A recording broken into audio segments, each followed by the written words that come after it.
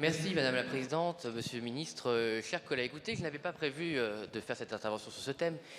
mais comme le Président Marlex a eu l'élégance de souligner mon début de carrière chez le Général Electric, je vais faire le lien avec le texte que nous avons aujourd'hui.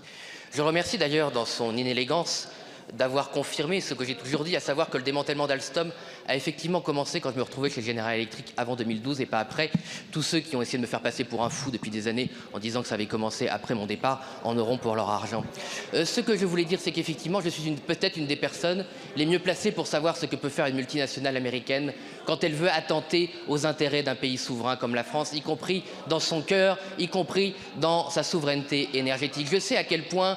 une multinationale américaine peut acheter des intérêts français. Je sais à quel point ils peuvent acheter des hauts fonctionnaires, à quel point ils peuvent acheter des groupes politiques, y compris le vôtre, Monsieur Marlex, puisqu'il a fallu 5 ans et que Monsieur Guémard disparaisse de votre groupe pour que la commission, j'ai pas dit que c'était votre faute, j'ai dit que c'était l'UMP, pour que, au bout de 5 ans, l'UMP puisse enfin déclencher cette commission qu'elle ne pouvait pas quand le mari de Monsieur Guémard était dans votre groupe. Je sais tout ce que peut faire une multinationale américaine. Je sais qu'elle peut même acheter des fonctionnaires dans les cabinets ministériels. Vous pouvez être reçu par le cabinet de Monsieur Montebourg, amener des documents au cabinet de Monsieur Montebourg, et ces documents disparaissent dans les couloirs de Bercy, et la personne qui vous a reçu devient quelques années après un banquier d'affaires dans une banque américaine, sans que cela ne pose de problème à personne, sans que des problèmes déontologiques soient posés à personne. Et quelques années après, quand vous pouvez demander aux personnes en charge de la déontologie pourquoi ils ont accepté que cette personne qui était en charge de la défense d'Alstom soit nommée dans une banque américaine qui a gagné de l'argent sur le démantèlement d'Alstom, on vous dit que tout était normal, que tout ça est du passé, qu'on ne va pas quand même revenir sur le passé, qu'on ne va quand même pas laver le linge sale de la France devant les Français. Eh bien moi je laverai toujours le linge sale